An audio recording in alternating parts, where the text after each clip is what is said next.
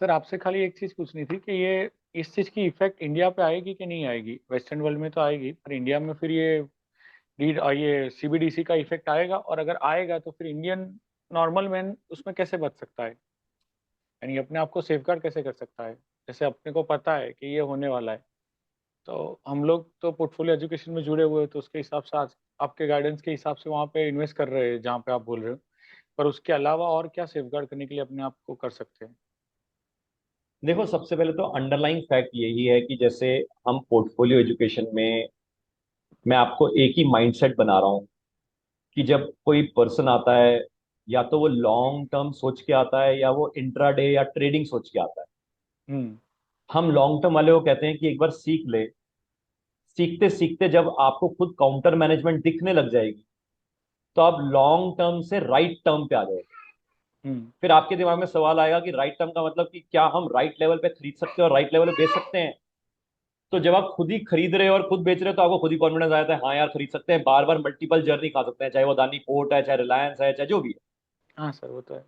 फिर उसका next level हम क्या कहते हैं कि राइट टर्म के साथ साथ आप भाई साहब रेंटल की तरफ आ जाओ। कि भैया पैसा लगाना ही क्यों है? पैसा लगा के आप ऐसा करो, पैसा कहीं और एसेट क्लास में लगा लो, रियल एस्टेट में लगा लो, या किसी और, या गोल्ड में खरीद लो, या वॉट एवर। एंड साथ में आप अपने मार्जिन मनी के ऊपर रेंटल खा लो, जिसमें हम हम्म। Again derivatives on derivatives calculator के साथ साथ एक तरह से डेरिवेटिव्स को यूज कर रहे हैं। हम्म। ठीक है ना? मैं आपको म्यूट कर रहा हूँ साथ साथ, वो बच्चे का भी म्यूजिक आएगा नहीं तो। Sorry sir. नहीं नहीं, कोई बात नहीं। तो इसका मतलब ये हुआ कि एक तरफ से माइंडसेट पहले हम लॉन्ग टर्म से राइट टर्म पे लेकर जा रहे हैं, राइट टर्म से रेंटल पे लेके आ रहे हैं, और फिर रेंटल के साथ साथ हम कह रहे हैं हम नॉलेज आ रही है, अब आप ट्रेड करना शुरू करो। एंड ट्रेड दोनों साइड पे करो, क्योंकि मार्केट ऊपर की तरफ कम ज्यादा टाइम रहती है और ज्यादा टाइम नीचे की तरफ रहती है। अब जो दूसरा सेगमेंट ऑफ लोग हैं जो इंट्राडे करके ही आते हैं, वो कहते हैं भाई साहब बस तड़कता भड़कता ट्रेड आज ही दे दो। उनको पेशेंस सिखानी पड़ती है, उनको थांबा थांबा करना पड़ता है। उनको कहते हैं हाँ हाँ करेंगे, ट्रेड करेंगे, तुम थोड़ी देर के लिए 1 मिनट वेट तो करो। तुम पहले ऐसा करो, ये सीख लो, सीख के फिर ट्रेडिंग स्ट्रेटेजी आएगी, फिर ट्रेडिंग स्ट्रेटेजी के हिसाब से हम ट्रेड करेंगे। तो यानी कि उसको भी थांबा कर रहे होते हैं।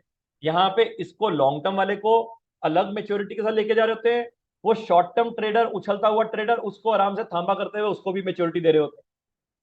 पर्पस क्या है? पर्पस एक ही चीज सिखाने का है कि जो ओवरऑल पोर्टफोलियो बिल्डिंग है या ओवरऑल फाइनेंशियल प्लानिंग है, उसमें हमें चर्न करते रहना चाहिए, और एसेट क्लासेस को हमें रिस्क वेटेड एलोकेशन, या जो रिस्कीनेस के साथ जो रिटर्न है उसको मेजर करते रहना चाहिए, जैसे रिस्की लिक्विड या रिस्की लिक्विड जो हम बातें करते हैं।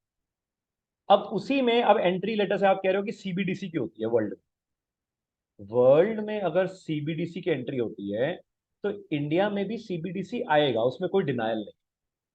ओनली पॉइंट इज वर्ल्ड में उनका इंटेंशन क्या है? उनका इंटेंशन है सीबीडीसी को यूनिफाइड लेजर के साथ लिंक करने में उनका इंटेंशन है, ताकि वो कंट्रोल कर पाए expenditure, movement, independence, freedom of their people. India में वैसा कोई इंटेंशन नहीं है। इंडिया में इंटेंशन है कि सेंट्रल बैंक डिजिटल करेंसी आ जाए, ताकि हम एक तरह से ब्लैक मनी इन सर्कुलेशन को थोड़ा मूव कर दे बाहर, ताकि हम एक तरह से व्हाइट इकोनॉमी बनने की कोशिश करें, ताकि एकदम से हम जो जीडीपी का जो साइज है वो बढ़ा दें, मनी मल्टीप्लायर इफेक्ट बढ़ा दें, वो इंटेंशन। तो यानी कि there is a difference in the intention. तो इसलिए उनका इम्पैक्ट इंडिया के ऊपर देखो कोई खास नहीं है। मैंने पहले भी जिक्र किया, इकोनॉमिकली इंडिया के ऊपर कोई इम्पैक्ट नहीं, बहुत ही मिनिमल इम्पैक्ट है। सिर्फ उतना ही इम्पैक्ट है जो बाहर से स्पॉन्सर्ड एलिमेंट्स हैं जो इंडिया को उथल पुथल करने में लगे हैं, बस उतना ही इम्पैक्ट है, बाकी इकोनॉमिकली कोई इम्पैक्ट।